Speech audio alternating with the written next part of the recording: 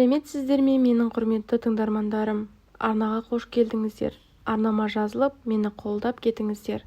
Сирия сұмдығы 3 бөлім. Түн іші еді, жан-жағымыздан от атқылағанша алқап іші тыныш болған. Алайда атыс басталғанда жарқылдаған оттан қорқып жылаған балаларда шу болды. Олардың арасында мен де бармын. Анамның атын айтып айқайлай бердім. Бірақ құндақталған сіңлім мен сөмкесін көтеріп қашқан анамды көре алмадым. Өзім сазды балшықта белшеме дейін батыппын. Қорыққанымнан бақырып жылай бердім. Бойыңнан біршама биік жүгері алқаптың арасында қалсаңыз қорықпай көріңіз. Жаныма жұбаныш болар анау жатқан келіншек қана, алайда ол бишараның маңдайынан қан сорғалап сұлқ жатыр. Бұл оңнан сайын менің зәремді ұшырды. Әбүйір болғанда сазды балшыққа батып кетпей, сырғып отырып әлгі келіншектің жанына жеттім. Өлік болса да адам ғой, кеудесіне басымды қойып жатып ұйықтап кетіппін. Көзімді ашқанымда аузы бастары жүн басқан бір топ адам көрінді. Сол түні шекарадан өткенде 42 адам болғанбыз. Алқапқа жеткенде 5-еуі оққа ұшып, 37 қалыппыз. Менің бақытыма анам да сіңлім де аман екен. Басымыз бүтін қосылдық. Әлгілер бізді сол маңдағы бір үйге әкелді. Сонда көрдім, тәнімнің саудамдағы қалмапты. Үстімдегі әппақ көйлек қып-қызыл қан болыпты. Бұл жүгерінің жаңқасы кескен тәнімнен аққан қан мен қызыл балшықтың жабысқаны. Оға дейін қан сияқты қызыл топырақ көрсем көзім шықсын.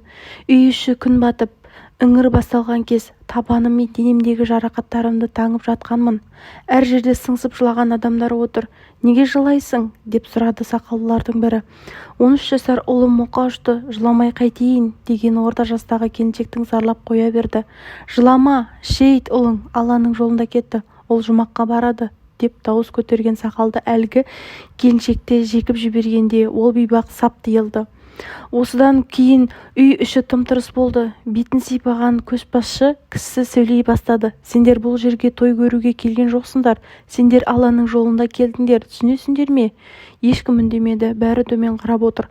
Анашым, Алланың жолында деген осы ма? Деп сыбырлап сұрадым. Я қызым, өлген баланы жұмаққа барады деп естідің ғой, дейді. Анау әйелше, түнде маңдайынан оқ тиген келіншек. Барады. Түш, тыныш отыр дегендей аузын басты. Бір топ адамбыз, бәріміз жан-жақтан келгендерміз. Көзімнің астымен қарап шықтым. Олардың бәрі мұңлы күйде отыр. Бишаралардың қайда келдік деп өкініп отырғандары анық. Ал менің анамның өкінетіндей жайы жоқ еді. Соны байқағанда өз анамнан шоши бастадым. Дегенмен соғыс болып жатқан елге барғанда есейгенімді білдім. Мұнда ешкім ешкімді аямайды. Ешкімнің ешкімге жандары ашымайды. Бұл жерде адам өлтіру құмырсқа өлтірумен бірдей екен. 3 күнде көргеде үйренесің дегендей, олардың адам өліміне үйреніп кеткендері соншалық. Шыбын ұрғандай тапанша таңқ етті. Тоңқалаң астың кеудеңді тесіп өткен құрыш болады. Ақтық деміңді суырып алады. О дүниеге кете барасың. Сол жердегі үйде 1 айдай тұрдық. Бізді басқаратын адамдар келіп жөн айтып жүрді. Байың бар ма? Мұнафиқ. Жоқ десең біттің. Сені алатын бөтен еркек дайын тұрады. Сұрап отырмайды. Некеңді қиып бөлек бөлмеге жібереді. Себебі бұл соғыс болып жатқан мемлекет. Бұл жерде бүгін барсың, ертең жоқсың. Бір бомба құлағанда бір отбасының бір адамы қалмай қырылып қалады. Сол үшін жесір әйел көрсе немесе қатыны өлген еркек көрсе жастарына қараймай қосып жібереді. Мұныңыз бір қарағанда біздің қазақтардағы әмеңгерлікке ұқсайды. Алайда мүлдем басқа нәрсе. Жерде әйел затын ұрпақ жалғаушы көреді. Белің қатайса байың дайын. Анашым, менің ауылға кеткім келеді деп ыңырси бастадым. Қайтейін, табанымның сыздағаны бөлек, тірілдеп тоңғаным бөлек. Сирия әйелі осындай. Күндіз қатты ыстық болса, түнде суық болады. Мына отырған мөминдердің бәрі болашақ құрбандар екен. Рас, бәлкім сіз бұған сенбессіз. Бірақ бұлардың бәрі болашақта құрбандыққа шалынатын шейіттер. Олардың арасында мен де бармын, анам да бар. Тіпті 6 айлық сіңлім де бар. Құрбандық дегенімді алдағы бөлімдерде айтып беремін. Сол кезде сенерсіз. Мен алқап маңдағы үйде тұрғанымызға 1 айдай болған еді. Тәнім мен табанымдағы жарақатым жазылып, ойнап шыққанмын. Маған еріп шыққан біраз бала айқай салып, қуысып барып төбеге шықтық. Сөйтсем, біз тұрған алқап әр жерде бір үй бар ауыл екен. Төбе басынан 10 шақты үй көрінеді. Мұның сұмдығы сол үйлерде де жан-жақтан келген мөминдер бар. Кенет ақ түсті автобус бізге қарай келе берді. Бір топ бала төбе басына қарап тұрмыз. Бізді айналып өткен автобус келесі үйдің алдына тоқтап, ішінен қатын-қалаш түсе бастады. Бейшара келіншектер бастарын бүркеп алған, қолдарында жетектеген бір-екі балдары бар. Әлдебір сақалды еркек бәрін апарып бір үйге қамады. Бұлар кімдер болды екен? Сол күні көрген-білгенімді анама жеткіздім. Мынау төбенің артында үлкен үй бар екен, бір автобус адам әкелді, дедім. Иә қызым, олар да біз сияқты Алланың жолында келгендер деді. Алланың жолында болғанда ол келгендер кілең бала, жетектеген келіншектер, деп құшағына тығыла түстім. Анам шашымнан сипап ұзақ жатты. Анашым, айтыңызшы, кішкентай балдарды не үшін әкеледі? Айттым ғой қызым, мұсылмандар бір-бірі үшін шейіт болса жұмаққа барады дейді. Қойыңызшы, жұмақ дегені осы ма сонда? Мұнан да ауылдағы үйіміз жақсы ғой, деп бұртиып жатып ұйықтап кеттім. Ертесіне бір топ бала шығып көрші үйге бардық. Олардың бәрі бір елден келген мүминдер екен. Мысалыға, біз Орта Азиядан барғандармыз. Біріміздің тілімізді біріміз түсінеміз. Сондай-ақ біздің көшбасшы қазақша, қырғызша сөйлейді. Алайда анау келгендерді түсінбедік. Әйтпесе олар да мұсылмандар, біздің бауырларымыз. Бір-бірімізді қолдау үшін келдік. Өйткені мұсылманға ет бауыр дейді. Қайдан келдіңдер? Бізбен тетелес балалар. Бірдеңелерді айтыпылдырлап тұр. Қолымызды бір сілтеп ойнап кеттік. Тап қазір қайдан келгендері есімде жоқ. Бірақ олардың салты бойынша қонақты күтіп алып шығарып салады екен. Сол балалар бізді қаз-қатар тұрып бастарын иіп шығарып салды. Шатаспасам 15-не 16 ұл-қыз аралас еді. Әйтеуір біз төбе басына жеткенше соңымыздан қарап қол бұлғап тұрды. Жетіп алып біз де қол бұлғадық. Біз олармен осылай қоштастық. Бейгүнә періштелер сол күні бізді қимай қараған болар. Мүмкін жарық дүниені қимаған болар. Өйткені одан кейін 3 күн ғана өмір сүрді. Үйдің төбесіне түскен бомбадан бір түнде қырылып қалды. Ақ деп барып жер сілкінгендей болғанда үрписіп атып тұрдық. Түн қараңғыда әлде бір еркектің қозғалмай жатыңдар деп айғайлаған есімде. Қараңғы демекші, күн батқанда барлық жарықты сөндіріп тастайды. Оған себеп ақ ұшақтары дейді. Олар жарық көрсе бомбалап тастайды екен. Көрші үйге түскен бомба солардан келді деп шулап жатты. Біз ертесіне күн сәскеде бардық. Кешегі үйдің қираған үйіндісі жатыр. Бала болған соң қарап отырмыз. Әр жерде балалардың сүйектері шашылып жатыр. Оларды қызыл жазуы бар ақ халат киген адамдар қара целлофанға орап жатыр.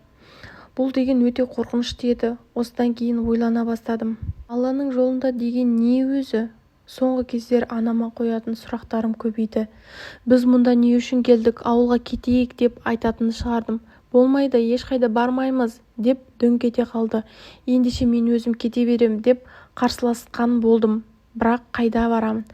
Менің ойымша ауылым жақын жерде. Ауылда әжем бар, нағашы ағам бар. Олар мені жақсы көреді. Олар жақсы адамдар. Мына жердің жанында біздің ауыл жұмақ қой. Демек бұл жерде жұмақ жоқ. Жұмақ ауылдағы үйдің ішінде. Олай болса қашып кетсем де кетуім керек деп ойланып жүрдім. Менің ішкі күйзелісімді сезген анам айрылмай қойды. Көз қиығын үзбейтін болды. Сен қыз ұзап кетпе деп қайта-қайта ескертіп жүрді.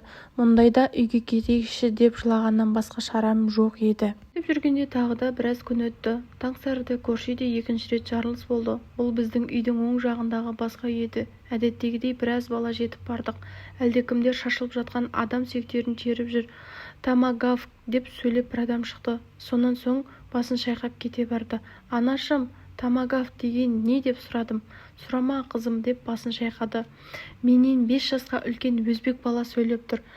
Томагавк деген армияның ракетасы дейді. Әрі қарай ол ракетаны теңіздегі ұшақтан ататынын, соғысқа өте жойқын екенін айтып өтті. Жойқын екені көрініп тұр ғой. Үлкен үй жермен жексен болды.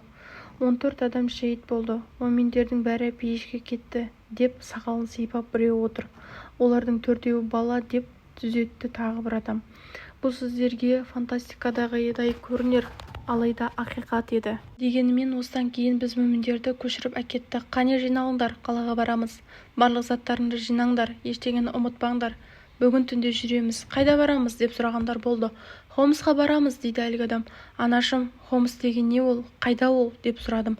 Білмесем қызым, Хомс деген қала дейді ғой деп жинала бастады. Дағы менің қуанышым шексіз еді. Қалаға барсақ мектеп бар, ойын алаңдары бар, бейбіт өмірге жол ашылмай ма?